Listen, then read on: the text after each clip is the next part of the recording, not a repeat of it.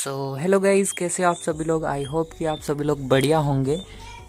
और आज हम सीखने वाले हैं कक्षा 7th का चैप्टर नंबर 1 मैथ में, जिसका नाम है पूर्णांक। ठीक है, तो पूर्णांक समझने से पहले हम समझ लेते हैं कि मैथ में अलग अलग प्रकार की संख्याएं होती हैं, और संख्याओं को जानने के लिए हम पहले अलग अलग पूर्णांक को जानने के लिए हम पहले अलग अलग प्रकार की संख्याओं को समझ लेते हैं। उसके बाद हम पूर्णांक पर चलेंगे। तो विभिन्न प्रकार की हमारे पास संख्याएं होती हैं। पहला प्रकार प्राकृत संख्याएं।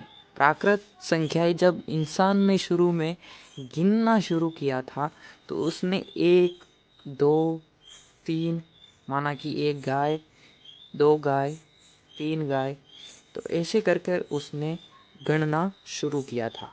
ठीक है, तो उसने 1 से शुरू किया और अनंत तक बढ़ता गया। तो वो सारी संख्याएं क्या कहलाती हैं? वो सारी संख्याएं कहलाती हैं हमारा प्राकृत संख्याएं। ठीक है, उसी प्रकार आगे बढ़ते हैं।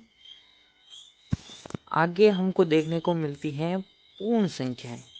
पूर्ण संख्याएं जब इंसान ने ये महसूस किया कि सभी के पास समान वस्तुएं या फिर वस्तु होना ज़रूरी नहीं है, तो फिर उसने सोचा किसी के पास एक भी अगर गाय नहीं है तो वो क्या करेगा? वो ज़ीरो लेगा, यानी कि एक भी नहीं है।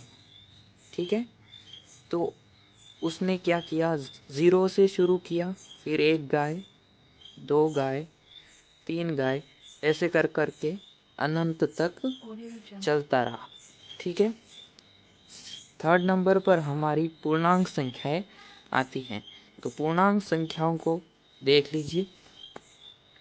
पूर्णांक संख्याएं जब इंसान व्यापार, मान लीजिए कि जब इंसान व्यापार करना शुरू किया, ठीक है, तो व्यापारी ने क्या किया? हाँ, कि अपना सारा, जैसे उसके पास मान लीजिए 5 रुपए हैं। ठीक है, पूर्णांक संख्या का कॉन्सेप्ट समझिए। अगर मान लीजिए उसके पास 5 रुपए हैं, उसने सारे के सारे रुपए कहाँ लगा दिए? अपने व्यापार में लगा दिए। तो अब उसके पास कितने रुपए हैं? 0। पर तो भी व्यापार करने के लिए ये पर्याप्त नहीं है, यानी कि इनफ नहीं है। तो उसने क्या किया? अपने जो पड़ोसी था या फिर अपने रिश्तेदार से 2 रुपए मान लीजिए, और उसने ले लिया उधार। तो उसके पास तो 0 रुपया था, और उधार और 1-2 रुपया और ले लिया। तो ये उसका नहीं है, उसको फिर से चुकाना पड़ेगा। तो ये जो उसने उधार लिया था वो होने लग गया माइनस में। ठीक है, यानी कि उसके पास तो रुपए है नहीं और वो घाटे में चल रहा है। घाटे में मतलब व्यापार करने के लिए उसने उधार लिए हैं। तो ये ही हमारी पूर्णांक संख्याएं होती हैं। पूर्णांक संख्याएं वे संख्याएं जो 0 से माइनस की ओर और प्लस की ओर दोनों ओर जाती हैं। ठीक है, ये है संख्या रेखा। ये 0 और 0 से माइनस की ओर भी जाती है और प्लस की ओर भी जाती है। ठीक है, तो महत्वपूर्ण बिंदु क्या है? 0 से दाई ओर की संख्याएं धनात्मक पूर्णांक, यानी कि 0 से अगर दाई ओर चला जाए तो संख्याएं धनात्मक यानी प्लस की आएंगी, और 0 से अगर बाई ओर चला जाए तो संख्याएं बाई ओर ये होता है, तो संख्याएं माइनस वाली यानी कि ऋणात्मक आएंगी। माइनस वाली संख्याओं को ऋणात्मक और प्लस वाली संख्याओं को धनात्मक कहते हैं। तो ये हमारे पूर्णांक संख्याएं हैं। अब आगे देखते हैं पूर्णांकों का योग। ठीक है, अभी हमने पूर्णांक संख्याएं समझी, अब उनका योग कैसे किया जाता है। तो पूर्णांकों का योग करने के लिए 3 कंडीशन होती हैं। पहली कंडीशन, धनात्मक पूर्णांक प्लस धनात्मक, यानी कि धनात्मक संख्याएं कौन सी होती है? प्लस वाली, और उनको जोड़ना है प्लस वाली संख्याओं से। ठीक है, तो जैसे कि आप बचपन से करते आ रहे हैं कि एक संख्या प्लस वाली, ये हमारी प्लस वाली ही चलेंगी, ठीक है। तो प्लस का 3 प्लस प्लस का 3 यानी कि हो गए 6। यानी कि जब धनात्मक यानी कि प्लस वाली संख्या प्लस वाली से जुड़ेंगी तो क्या होंगे, आपस में जुड़ जाएंगी और चिन्ह प्लस का ही रहेगा। प्लस का चिन्ह लगाने की कोई ज़रूरत नहीं होती।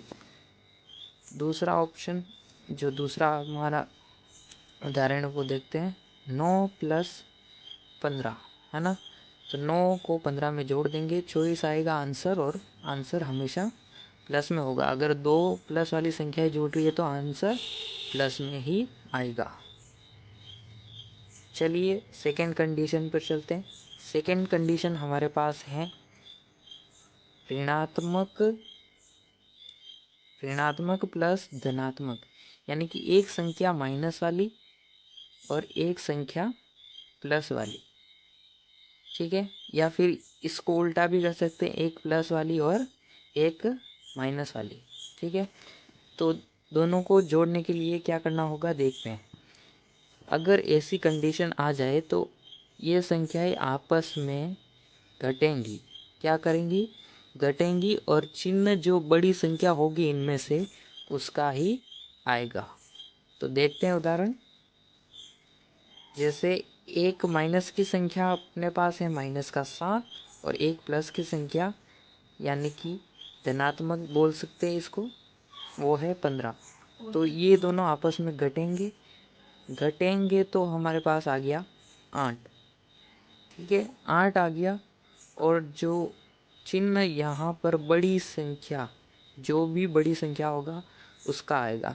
तो बड़ी कौन सी है, 15, और 15 कौन सा था, धनात्मक यानी कि प्लस वाली संख्या थी, यानी कि चिन्ह हमेशा यहाँ पर 8 प्लस का होगा, ठीक है।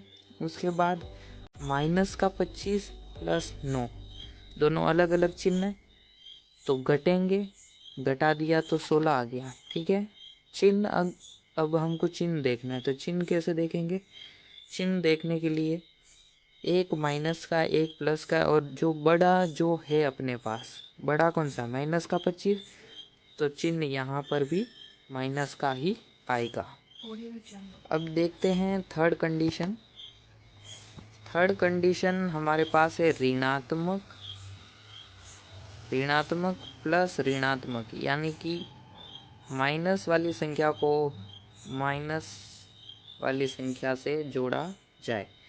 तो अगर ऐसी कंडीशन है तो आपस में क्या होंगे, जुड़ेंगे। जो भी संख्याएं हैं आपस में जुड़ेंगी और चिन्ह हमेशा माइनस का आएगा।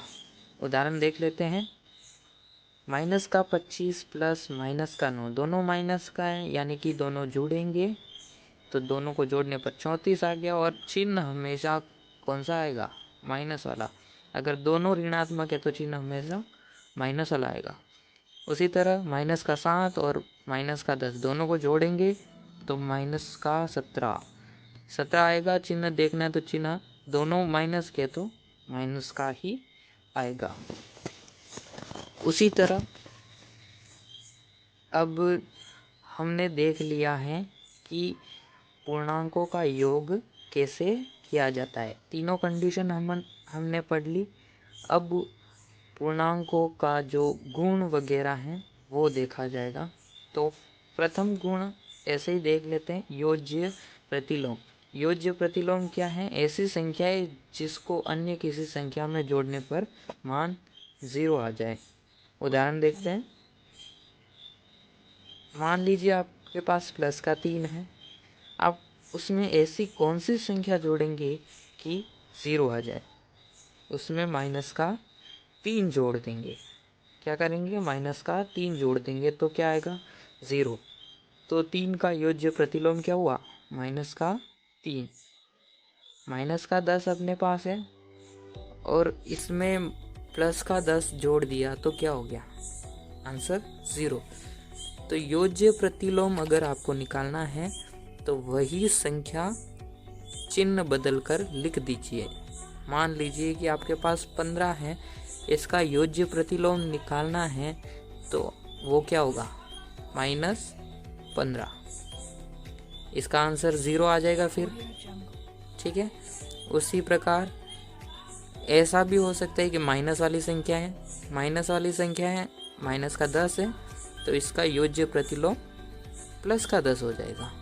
ठीक है, तो यहाँ तक अगर आपको समझ में आया तो वीडियो को लाइक और चैनल को सब्सक्राइब ज़रूर कर दीजिएगा।